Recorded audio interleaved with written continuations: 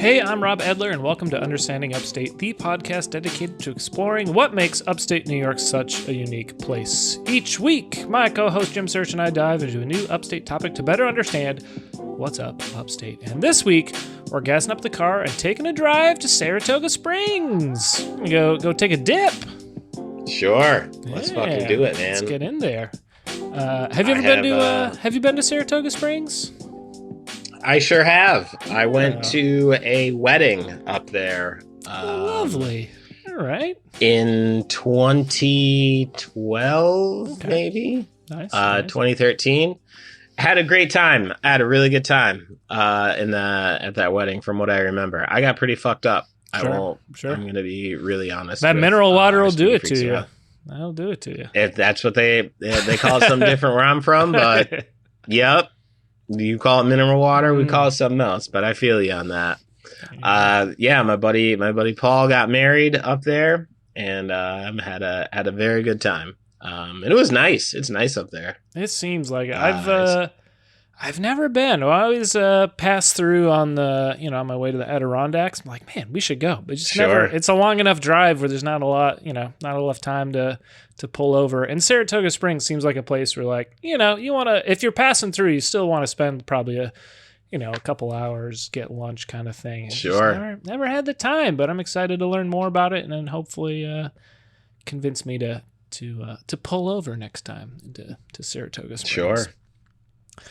Well, I don't think we have any upstate updates today, so should we just jump into these springs, Jim? Let's get right to it, man. Let's talk about it. All right. Well, here we go.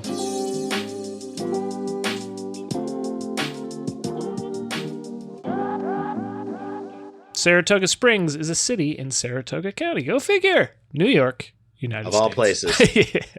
The population was 28,491 at the 2020 census. The name reflects the presence of mineral springs in the area, which has made Saratoga a popular resort destination for over 200 years. It is home to the Saratoga Race Course and thoroughbred horse racing track operated by the New York Racing Association. The Saratoga Performing Arts Center, a music and dance venue. The city's official slogan is Health, History, and Horses. Not quite 4-H. 3H. Not bad. Sure. I think, I'm just trying to remember the 4-H's off the top of my head. We got home, hearth, I don't know, horses and history. I guess. I got nothing for that, man. I do not. I cannot help you out there, brother. Hey, speaking of history, should we get into a little bit of the history of Saratoga, Jim? Sure. Let's talk about it. All right, so the Mohawk indigenous people used the area that is now Saratoga Springs as prime hunting ground, and some thought of the mineral springs as a gift from Manitou. The British built Fort Saratoga in 1691 on the west bank of the Hudson River during the early part of the 1700s. Settlers from Europe began to develop the area. Shortly thereafter, British colonists settled the current village of Schuylerville, approximately 1 mile south. It was known as Saratoga until 1831. 1767, William Johnson, a colonial British officer who was a hero of the French and Indian War, was brought by Native American friends to the spring to treat his war wounds. In 1756, Johnson had been appointed British Superintendent of Indian Affairs in the Northeast region due to his success in building alliances with the Mohawk and other Iroquois nations. He had learned the language and created many trading relationships. He achieved great wealth from trading and land holdings and was knighted for his service to the crown with the Iroquois. I'm waiting for and then he sold them out. I'm sure. Right. I mean, in this, there was, this is like a snapshot of the history of Saratoga, right? Yeah. It's pretty safe to assume that at some point, these, Iroquois were fucked, that's how that works. And the Mohawk as well. Indeed. Yes. The first permanent European-American settler built a dwelling in the area circa 1776. The springs attracted tourists, and Gideon Putnam built the first hotel for travelers. Putnam also laid out the roads and donated land for use as public spaces. I wonder if it's the same Putnam as Putnam County, where probably I would hazard to say. I would guess that's where it gets its namesake from. The battles of Saratoga, the turning point of the Revolutionary War, did not take place in Saratoga Springs. Rather, the battlefield is 15 miles to the southeast in the town of Stillwater. A museum dedicated to the two battles sits on the former battlefields. The British encampment before the surrender at Saratoga took place 10 miles east of the city in Schuylerville, where historical markers delineate points of interest. The surrender of the Sword of Battle took place where Fort Saratoga had been, south of Schuylerville. Saratoga Springs was established as a settlement in 1819 from a western portion of the town of Saratoga. Its principal community was incorporated as a village in 1826, and the entire region became a city in 1915. Tourism was greatly aided by the 1832 arrival of the Saratoga and Schenectady Railroad, which brought thousands of travelers to the famous mineral springs. Resort hotels developed to accommodate them. Patronage of the railroad increased after the Delaware and Hudson Canal Company, assumed control in 1870 and began running the Empire State Express directly between New York City and the resort. Yeah, that's going to help. That's going to help, having a direct line from New York City to the Springs. Sure. Not bad. Not bad. We have talked on this show across many different points as to how direct lines of access from New York City to upstate can alter the existence of said place. I mean, it can give you alter the existence of various dressings. You got Thousand Island dressing because of said access, you know? Sure. Pretty good. I'm sure that's one of the few positive things. That's a two-way street, as it were. But hey, we got Thousand Island dressing out of the equation. Maybe we get some mineral water too, Jim. Let's hear about those mineral springs, shall we? Let's get into it. The mineral springs occur along the east side of the Saratoga Fault, which allows water trapped in subsurface shale layers to reach the surface.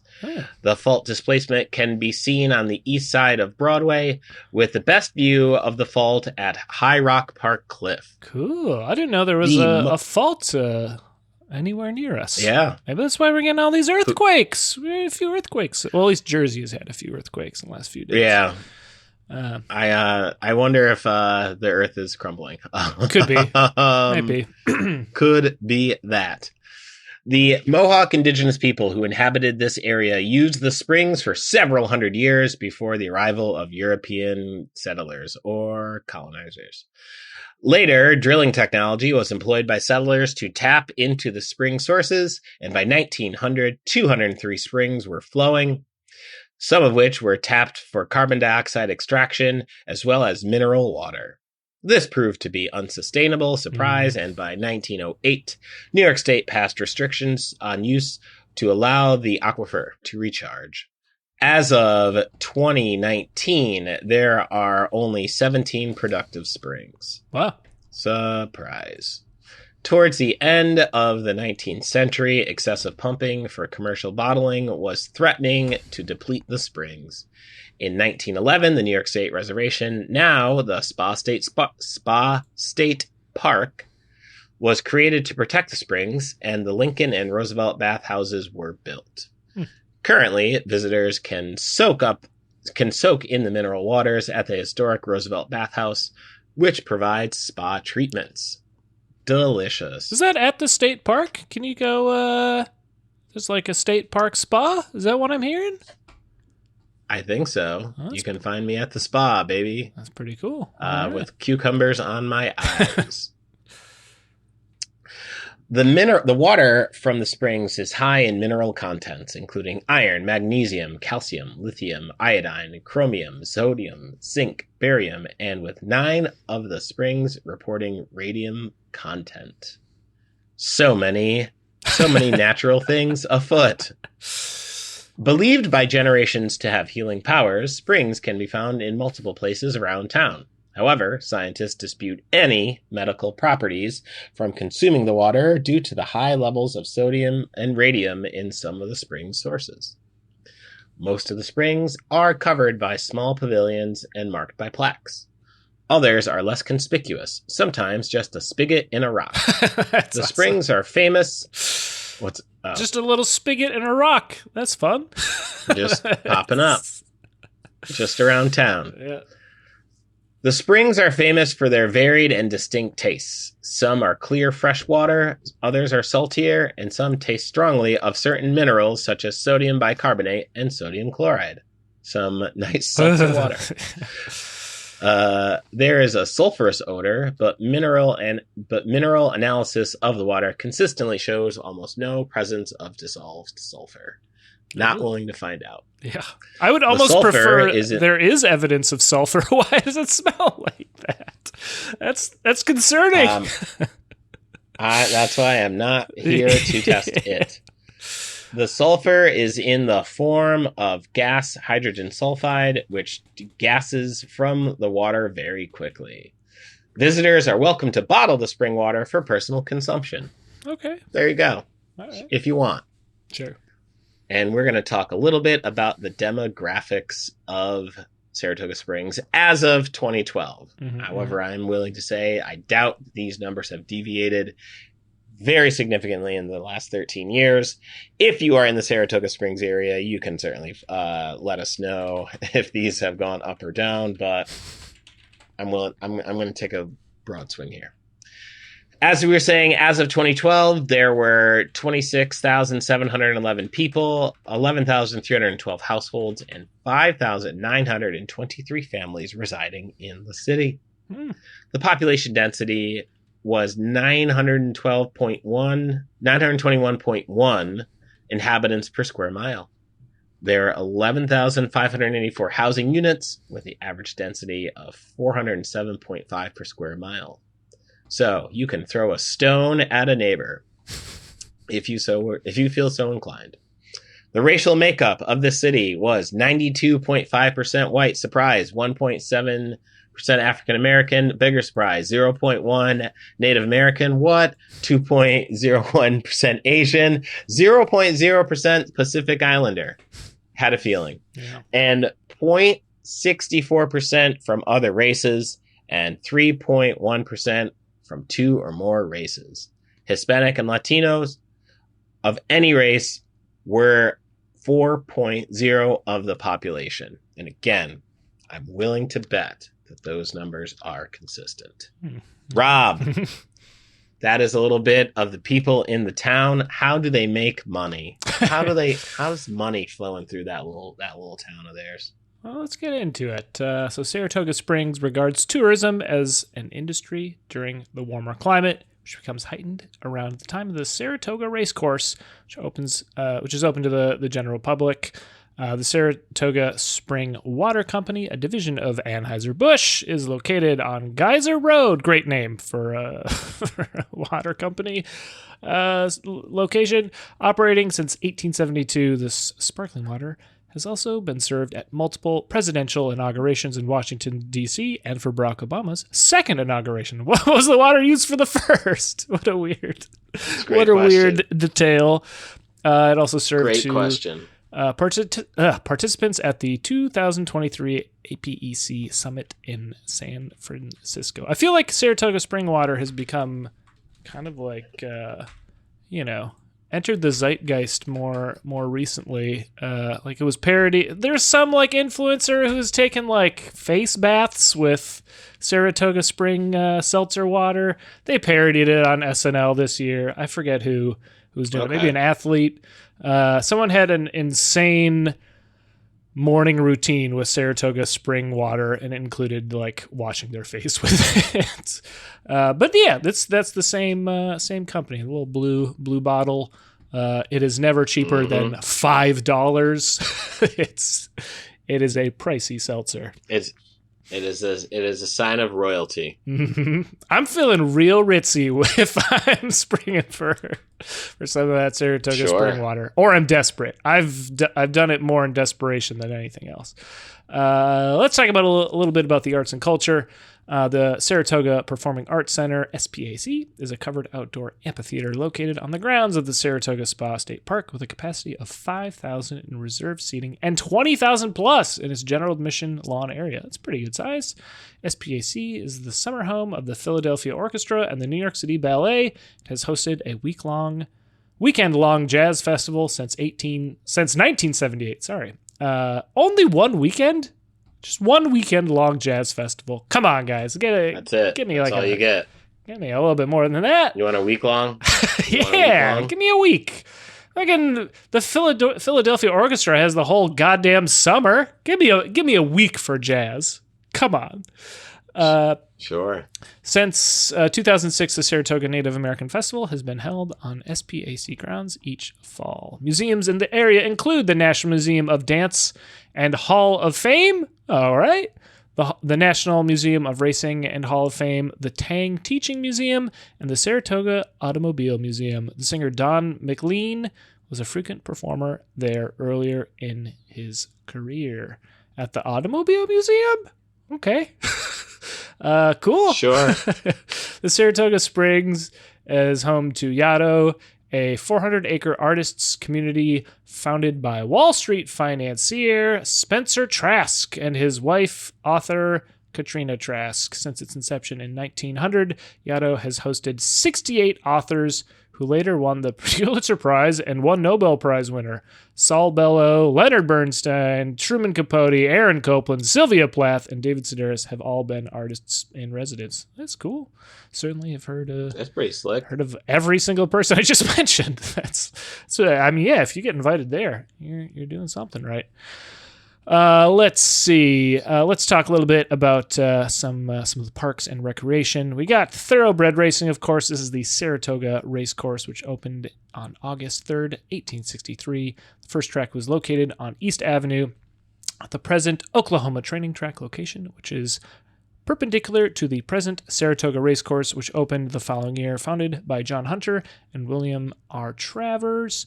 And just pulling in a little bit more information on it, it is the Saratoga Racecourse is often considered to be the oldest major sporting venue of any kind in the U.S. It's pretty cool. But somehow it's also the fourth oldest racetrack after the Pleasanton Fairgrounds, Freehold Raceway, and Fairgrounds race courses. So I don't know how those numbers work. How is it the oldest major sporting venue of its kind? I guess of its kind, maybe the other raceways and racetracks were literally just tracks. Maybe they suck, and this one's the best one. Yeah.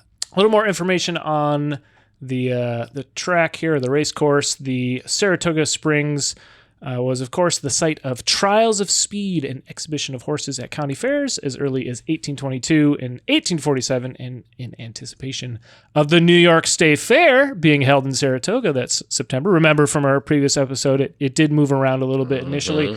The Saratoga Trotting Course was built and hosted its first harness race on August 14th. So there you go. New York State Fair helped establish the Saratoga Race Course. Pretty cool. The old harness racing track was located just south of the current Oklahoma track, like we mentioned.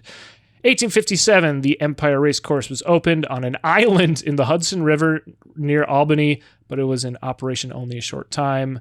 And then in 1863, casino operator and future Congressman John Morrissey organized the first thoroughbred race card on the Oklahoma track, and after the successful meet ended, Morrissey purchased 125 acres of land across the street from the old standardbred track, built a new grandstand, and dubbed the venue Saratoga Racecourse.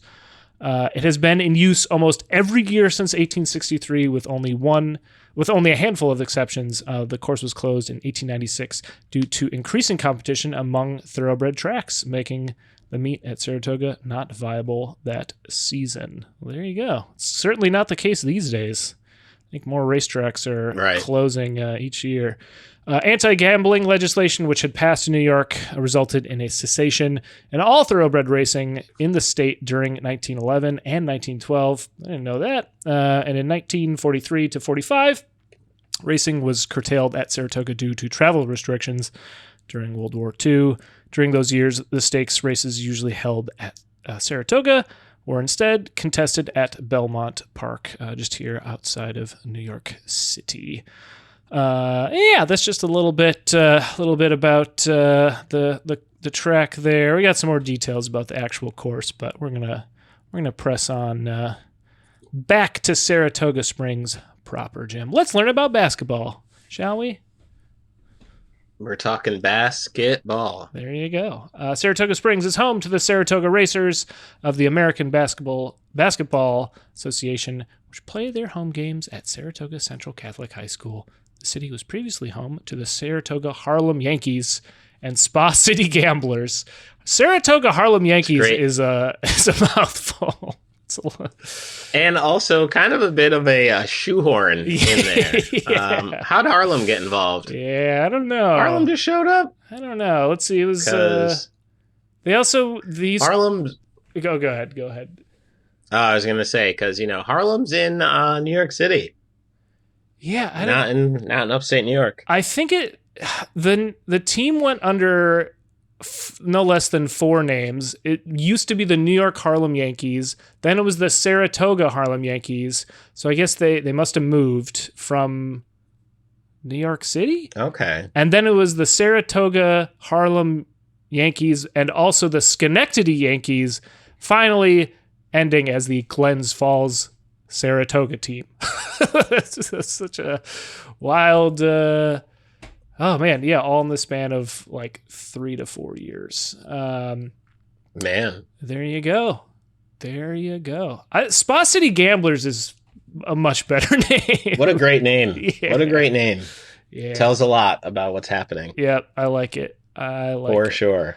Well, let's get a little bit more into some popular culture and maybe some things Saratoga Springs has been featured in. Let's talk about it. Saratoga Springs, Saratoga Racecourse, and Saratoga Society are frequently on screen and mentioned in films and television. These are just a few of the films because there's quite a number of films that were listed here, and these are in no particular order. This is not in chronological order. Is what I'm trying to say. It seems like it's in alphabetical order, if anything. It is in alphabetical order, which is great. However, chronologically, you're just going to have to do the math here, Speedy Freaks and Rattlesnake Pete's, which I believe in every last one of you. We got 12 Years a Slave in 2013, Aftermath in 2008, Ass Backwards in 2013, Billy Bathgate in 1991, Feast of Friends in 1970, Seabiscuit in 2003, and The Horse Whisperer in 1998. Now, as far as television goes, we're going to go a little bit more in depth as far as Saratoga's backdrop, if you will, on television. In the Western series Maverick, Saratoga Springs serves as the primary setting of season 3 episode Maverick Springs, in which Brett Maverick, played by James Gardner, is hired to convince a wealthy rancher's brother to return home. Okay. Fair enough. In the pilot episode of the 1960s sitcom Green Acres, I used to watch that show. Sure. It was noted that Eddie Albert's character of Oliver Wendell Douglas was born in Saratoga Springs. Does Green Acres take place in upstate New York? I wonder what the setting I don't remember. I don't think it did. I feel like it was one of those like Anywhere USA kind of vibes. Yeah, I feel like the opening is the song that tells you all about like how did these people end up on a farm, and it's like city girl marries a man who then wants to become a farmer, right? So I think it's I think so, yeah. Implication being they're coming from a large city. We'll do some research. we'll get back to you on that. We'll circle back with you. In the sci-fi series The Orville, Saratoga Springs is featured in the 11th episode of Season 2, Lasting Impressions, which first aired on March 21st, 2019. A time capsule from 2015 is unearthed in Saratoga Springs, approximately 400 years in the future by the ship's crew. Huh.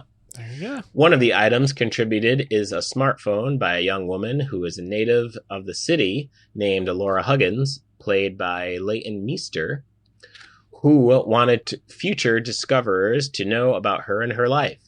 she becomes the object of infatuation by the ship's helmsman, Gordon Malloy, played by Scott Grimes. Gordon uploads the phone's data to the ship's computer and requests a simulation of Laura's environment and life in Saratoga Springs. Oh man, it That's sounds like we get creepy. We get a holodeck episode of Saratoga Springs. There you go. Yeah. Love is crazy. In the period drama, The Gilded Age, I almost worked on that show. Really? Saratoga Springs is, yeah. There was some background work Cool. on there, but didn't quite get there. Saratoga Springs is mentioned in the 8th episode of season 1, Tucked Up in Newport, when Agnes von Rieschen, played by Christine Baranski, mentions that Saratoga Springs was popular, quote, when she was a bride. I think that show films in Albany quite a bit, at least for external shots, like establishing shots and whatnot. They use a lot of the architecture around there, just because you do have, I think there's like a couple rows of buildings where it hasn't been updated since then, and it's looks very period accurate. And I can't remember if it's set up there or if they just shoot it for New York City or whatever. But yeah, a lot of that show is either shot or takes place up there, which is kind of cool. Upstate is good for that. Yeah. For outdated things. Sure. Indeed. In the song Adelaide's Lament in the 1950 Broadway musical Guys and Dolls, Adelaide, who has an internal cold caused by her fiancé's refusal to finally marry, sings, when they get on that train to Niagara, she can hear church bells chime. The compartment is air-conditioned and the mood sublime. Then they get off at Saratoga for the 14th time. A person can develop la grippe. That doesn't... So there you go, guys. How does that... It doesn't rhyme at the end. Doesn't. Sure doesn't. But they do mention Saratoga, and folks, that's what we're here to tell you about. Yeah. Fast forwarding the tape, in 1972, Carly Simon's song "You're So Vain," the singer references horse racing in Saratoga Springs. Well, I hear you went up to Saratoga, and your horse naturally won. Ooh, dripping with contempt and spite.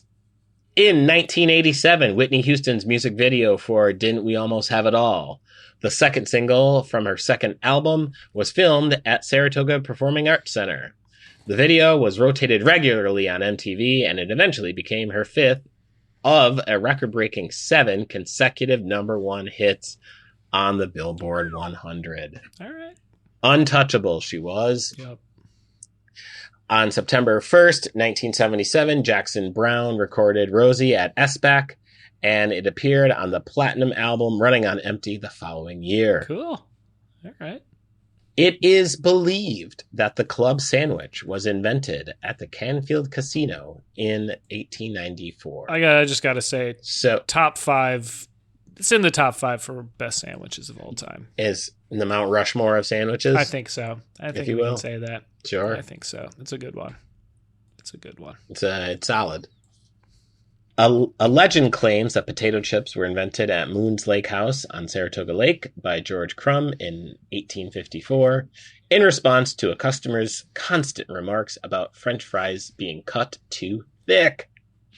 However, the first recorded recipe appears in William Kitchener's 1817's The Cook's Oracle. We talked about the potato chip origins on like one of our very first episodes. I think it was like Yeah, I was going to say, I think I remember us getting into that. I think it was on our Upstate Roundup episode where we dived in a couple smaller topics. That was one of the selected there. So go check out that episode. You want a little more detail on potato chips.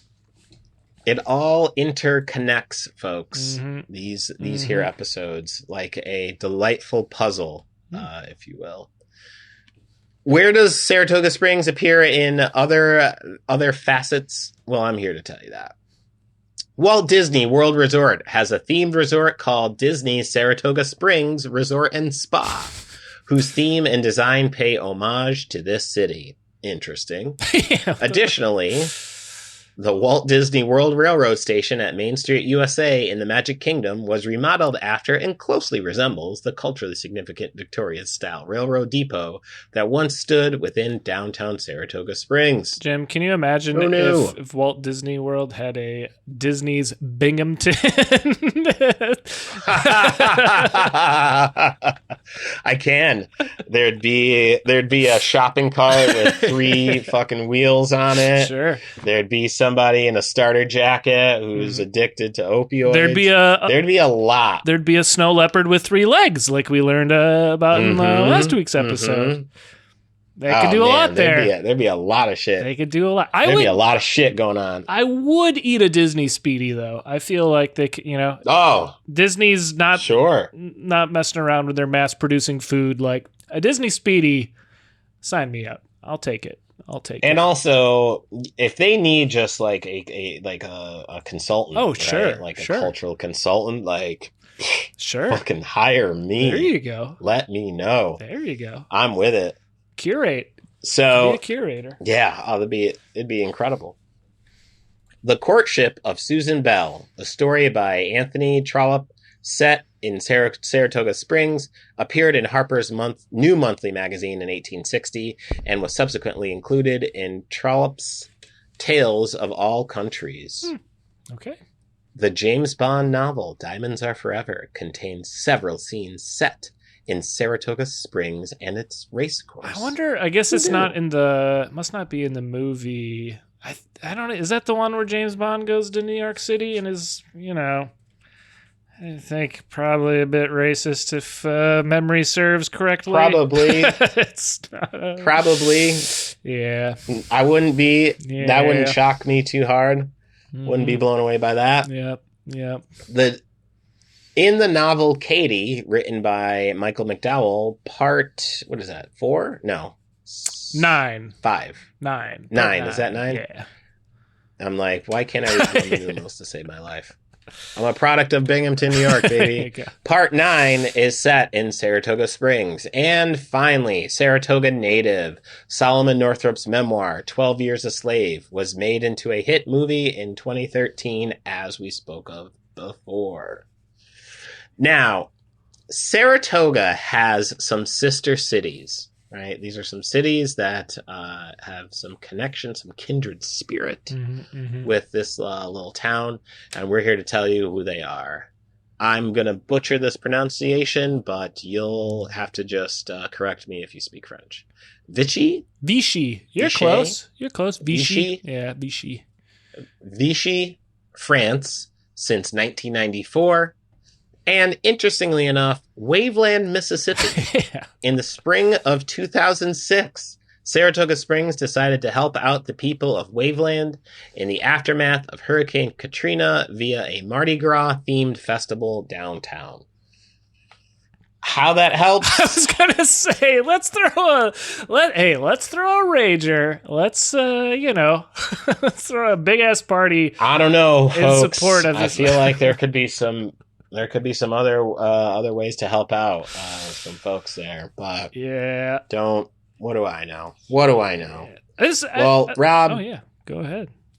I was going to say that's what I've got for the life and times of Saratoga Springs. But you've got some diligent research. It's true. Through the newspaper stacks. So talk to us about that. You're talking about the life and times. I dug into the Times, being the New York Times, to find some articles about Saratoga Springs and some of its development over the years. Let's get into it. This first article here, this is an old one, 1852, called The Watering Places, Saratoga Springs, the Season, the Waters. U.S. Hotel Saratoga, Sunday, July 25th, 1852. Saratoga has seldom been more completely filled with visitors, generally from a distance, than at present. The crowd perhaps is not uncomfortable, as in past seasons it may have been for a day or two, but the hotels, of which, by the way, there's a larger number than we expected to find, are all very full, and the principal ones are colonizing in the neighboring cottages, dwelling houses, etc. There are over 1,000 guests at this establishment, which is like, this is a pretty well-attended hotel for 1852. On a first visit to Saratoga, there is, of course, much to interest a stranger, the relation of which would probably strike an old summer habitué of the place as too familiar for newspaper report. I shall not, therefore, attempt to give all or even half the first impressions which it is ever sure to make. The primary conviction is that in comfort, elegance, and health-giving and health-inspiring advantages, it as far transcends a preconceived idea from description of Saratoga as the imposing and varied grandeur of the Niagara of nature surpasses the Niagara of the landscape painter. Talk about a run-on sentence, Jim. Man, and you know what? Just when you could have said it in 3, but you went for 10. Went for like right? 1000. Like Jesus. But that's like how like shit is written in like the 1850s is just like it's real flowery. They had a lot of time on their hands. That's true. There's no podcast to listen to. This is your daily entertainment, right? Amongst other, there wasn't a lot of other things in the 1850s, like true. Rights. Yeah, there's that. There's that. No rights, but they wrote. There's something there. They did. Some did. That's true. Some people did. That's true. Because some people didn't have the right to write. That's true. Well, continuing on, take this establishment as an example. And though the first is extant, as it is the most celebrated in reputation, it is by no means the only large and elegant housery. Or no, sorry, elegant house here, not housery. And there are you can keep it. You can forgive me for thinking they wrote housery in this article. And there are few scenes and objects of taste, few appliances of convenience, and few sources of luxury wanting to give it the combined attractions of an elegant country seat and a superb city mansion. Let's see. The home feeling soon takes hold of the visitor, for it is certainly the fault of undue diffidence or a discontented or groveling spirit, and such be not the cause in a short 24 hours. The mere fashionable reputation of the house should be no bar to the enjoyment of a plain man. Okay. He can either stand aloof or regard what is known, and vaguely so in 3 cases out of 5 as, quote, fashion, as a thing to be looked at, laughed at, or admired. So they're saying you can just hang out here and look at the place, and it's like nice. I mean, shit. Listen, crazier things have been sold to people, right? Yeah. Exclusiveness and the repulsive spirit is seldom assumed, and never by people of true American heart and good common sense, by which we mean people whose acquaintance is worth cultivation, or whose good or ill opinion, measured by their own ridiculous standard of, quote, first circles, is worth regarding. But if such impediments to the free enjoyment of Saratoga should possess the modest and distrusting visitor, he has only to stand aloof from the drawing room, the ballroom, and the charmed coteries of the family promenade to make himself perfectly comfortable, and this he can do, and not essentially curtail the ample space and range afforded by the saloon, galleries, and grounds of the United States Hotel. But we only designed a few words of the present company at Saratoga. If not over gay, but in ever respect delightful and unexceptional,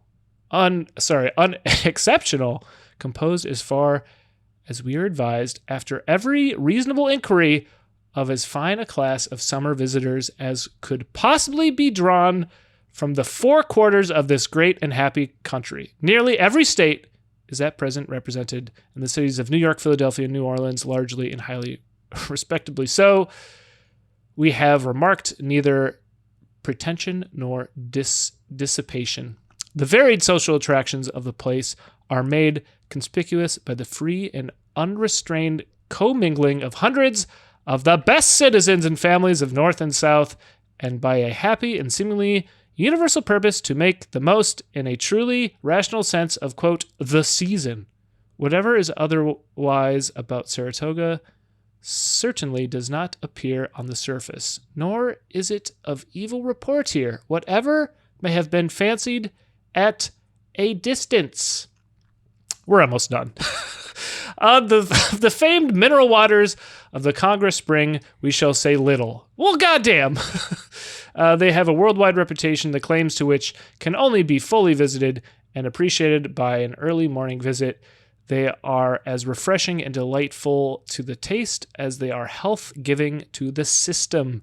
They have no superior on this continent, no equal in Europe. Among the notables at present at the United States are Washington Irving. Well, fucking Washington Irving's hanging out there. Wow. Yeah. This is an old article. Ick Marvel. I was going to say. I.K. Marvel, Francis Granger, and General Patterson. A whole lot of nothing in that. Like, they started off with, like, I'm not even going to attempt to be specific, just to let you know, oh, what's coming is a bunch of bullshit. And I think that was very earnest. They really tried to cultivate the vibe of being at this hotel, the Saratoga in Saratoga Springs. And like fucking, I guess they did it. They did it. They did it. I felt like I was there. They really sold you on come here and exist. Sure. On my way. First train out of Binghamton. I'm there, baby. Yeah. There you go. You got it. All right, let's jump ahead a little bit to 1914. About 60 years later. This again comes from the Times. 1914, Wednesday, January 28th, Saratoga Springs. Governor Glynn has called for economy in the state expenditures. There has been rioting with the funds of this commonwealth, and it is a question whether its legitimate investments must be starved in order to recoup for the folly of waste, and worse. The Saratoga Springs are a unique possession of this state and of the American people. By permission of the Royal Bavarian government, Dr. Paul Hartel, whose name is known all over Europe for his scientific work as director of the Chemical and Balneological Laboratory at Bad Kissingen, has visited the American Springs, and he declares them to be of inestimable value. He reports with the proper care, the mineral waters saturated with carbonic acid gas will be exhaustless. If you remember, Jim, I think you read that in 1911, people are saying, we've tapped this thing to death. We have to like shut it down, right? So this is some, shortly after, people are like, fuck that, I want to make money. Get the Bavarians in here. The state has issued $950,000 in bonds. Again, this is in 1914, so that's a shit ton of money. 37 mineral spring properties have been acquired by the commissioners, and the claims for the remaining 8 properties will soon be reviewed. Dr. Herzl recommends the immediate installation of phosphor bronze tubing for the springs and wells. The state is already prepared to market several of the excellent table and saline waters yielded by the springs, but for the equipment of a spa that will rival the enormously profitable health establishments of Europe, more money is needed to make the original outlay productive. In the annual reports of the commissioners of the state reservation, an added appropriation of $335,000 is asked of the legislature to be secured by the sale of bonds, and $100,000 more to cover the cost of maintenance and improvement of the properties. The money will provide a modern equipment for the delivery of the waters, for expert services, and for administration. The Bavarian government found it profitable in 1909 to invest $1.5 million in increasing the facilities for bathing and drinking at Bad Kissingen. This year, it will spend $250,000 more. The springs at Saratoga are completely restored. Can the state now provide for the legitimate expenses of the commission in making them a permanent asset, both financially and as a means of health to the people? So there you go. I don't remember when the when the state park opened up. If it how it coincides with this. But again, it's definitely some flipping and flopping on like, shut it down, open it back up, like shut it down again. We want more money. Wait, it's going to be gone forever if we do it. Well, but I want money. Yeah, it looks like the state park actually, or the New York State Reservation, now the Spa State Park, was created in 1911 to protect the springs. So who knows, it's probably a different government, at least governor and administration, trying to, leech some money out of it again. But yeah, just, an interesting kind of path of development for it. Jim, I've got a little bit of an anecdote here to close this out here. This is a final article. Is one of my one of my favorite ones I found about mentioning Saratoga Springs. Again, a lot of the other ones were just directly about like, the summering in Saratoga, that type of shit. This is a little more fun.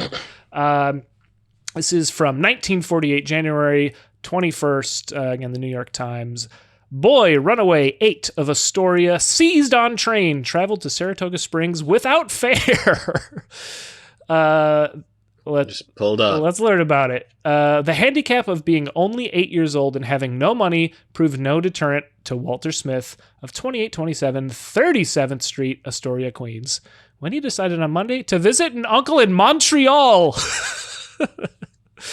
On his way. Yeah, dude. Walter enjoyed a free subway ride to Grand Central Terminal and a train trip without a ticket to Saratoga Springs, New York, before anybody began to ask questions. Then the police caught him. After hiding under a seat until the train had reached Albany, he made the mistake there of climbing up on the seat and taking a nap. Still a long train ride from New York City to Albany under the train seats. Let's see. The police had been searching for the boy since he had suddenly dropped off out of sight of his mother, Miss Emery Smith, while shopping with her in Astoria on Monday. Oh shit! I thought he just bounced. I thought he parents are downstairs or something, and he like crawls out of the window or something. He's just like. He just dipped out while out and about running errands. Said, I gotta go. I gotta get to Montreal. I'm out. Oh, man. Trying to get across, not like state lines, like international borders. Let's see. Later, on his way. As he recounted his exploit, he went first sleighing with the kids in Woodside, Queens, and then ducked under a subway turnstile on his way to Manhattan. So when he was like, fuck this, I'm going to go sledding. and then he's like, you know what? Montreal, baby. He proved an intelligent enough traveler to pick not only the right train at Grand Central Terminal, but the only car on the train that went to Montreal. That's, again, for an 8-year-old without internet or it, like, that's pretty good. Right. Gee, Mom, am I having a wonderful time, he exclaimed to his mother by telephone after the police in Saratoga Springs had interrupted his trip. The chief and I are playing pool, and will it be all right to go to his house for lunch and go sleighing? No, I don't want to go back. Not tonight, anyway. I mean, all right. His mother left here yesterday afternoon by train for Saratoga Springs, and when he arrived there, she heard more of her son's diverting experiences. He had had an early breakfast yesterday with one of the patrolmen who took him off the train, a man of 260 pounds who, the boy related in awe, had eaten 2 steaks and 2 hot dogs. Oh my God. I promised to send him a cake from the bakery, the boy added. The interruption of Walter's trip proved only temporary. After recovering him in Saratoga Springs, his mother decided to continue the trip to relatives in Montreal. On the final lap of his trip, however, Walter was a paying customer. There you go, Walter. Just trying to start a new life, man. The kid's trying to get up out of here. I don't blame him. I mean, that's a pretty good, like, look, if the kid went to those extremes to go to Montreal, yeah, you might as well keep going. Like, get it out of the kid's system. Let's go to fucking Montreal. Let him be free. There you go. Well, Jim, we are free of this episode, in that brings Saratoga Springs to a close. This bubbly little episode. Do you think we Sure. Did we do it? This effervescent episode. I think so. I think the people got what they needed. Yeah. Well, let's put sure. a cap on this episode before it goes flat, shall we? Huh? Hey. There you go. There you go. There you go. Jim, much like opening a bottle of delightful Saratoga Springs water, anytime I open up Apple Podcasts, I am delighted to find that some Speedy Freaks and Rattlesnake Pete's have left us some bubbly reviews, shall I say? They've popped up. We're getting where I'm going here. Oh, I hear you knocking, man. It's true. I hear you knocking, buddy. And I would love to find a couple more. So, guys, if you can help us out, write us a positive review. Give us a 5-star rating. It helps us out a lot. Let us know your favorite bottled water from upstate New York. We know there's others. I think Poland Spring might bottle in upstate New York. You know, like we got a couple different sources. Anyway, help us out a lot. It really does benefit us. And again, share an episode with a friend. Jim, speaking of episodes, we need a hint for what we're going to be talking about next week. Oh man, it's going to be active. It's going to be real active. That's all I can tell you. A lot of active. I like it. For sure. Like it. Well, we got a lot of things to recommend to the Speedy Freaks and Rattlesnake Pete's, I think. Anything in particular you want to throw out there? All right, check this out. You just finished a club sandwich, right? You're at the Canfield Casino. You've time traveled, whatever. You're bending reality. You finish a club sandwich and you're like, but I'm hungry for more. I got you. Upstate Understandings, comedy album. Go get it. Jimsearch.bandcamp.com is the place to get it. Still a couple physicals left. Go buy every last one of them. Buy a bunch of t-shirts. Just give me money for it. That's all I can tell you, man. Just do it. It's going to be worth every penny. Jimsearchcomedy.com is another place to get a hold of the shit that I do. And you're going to be great for it. I promise you that. Rob, they bought everything. They've actually I'm sold out. Sold out of everything. Now, but yet and still, they still have more money to spend. Where can they do that? Tell me. Tell us, not just me. Tell the Speedy Freaks and Rattlesnake Pete's where that can go. Sure. Look, you're at Disneyland. You just ended up at Disney Binghamton, and you were Oh, perfect. You're dismayed to find out they have ran out of Speedies. They miscalculated how big of a hit they were going to be. They didn't have enough marinating. Like, they ran out. You're really disappointed. You're dismayed that your whole trip to Disney has been ruined. But I got good news for you. It's not available at the Disney gift shop, but before you went on your trip, you had the foresight to download my album, New York Sticky, available at brooklynfrequency.bandcamp.com.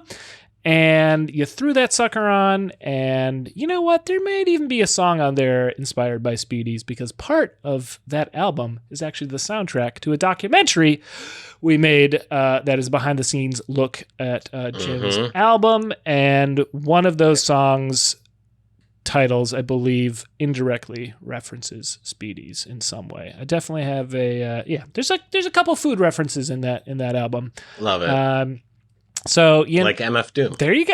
I mean, to say like MF Doom, maybe too much credit. But it's not. I said what I said. Certainly involves food. Anyway, go check that album out. It's going to make your downtown Disney time super enjoyable. Wherever you are, it's going to be enjoyable. That's so fucking funny, man. If Disney did a fucking walkthrough of Disney New York, that'd be incredible, dude. Yo, Mickey Mouse would be just a fucking raging drunk. Have a animatronic Rod Serling? Come on. It's fucking... It makes itself, Jim. It makes itself. Say less. Oh. Say less. We're going to have to shut down the podcast so we can work on this full-time. Full-time. Oh. Pitch it. There we go. Pitch it at the next meeting. Guys, I'll be there. Hear me out. Downtown Bingo. Bob Iger, you have my phone number. I mean, you don't, but It's easy enough to find. Let me know when you want to make money, guys. Yeah. There. You just let me know when you want to get that money. We can chat now or we can chat later. You let me know. Mm-hmm. Well, we have to stop chatting, Jim, because it's the end of the episode, and that means we just need a little up pun to close this out. Are you ready for it? Let's go. Let's give it to us. Let's go. Well, Jim, I'm going to run away from home, so I got to go catch a train and head up to Saratoga Springs on my way to Montreal, baby! Let's get on out of here.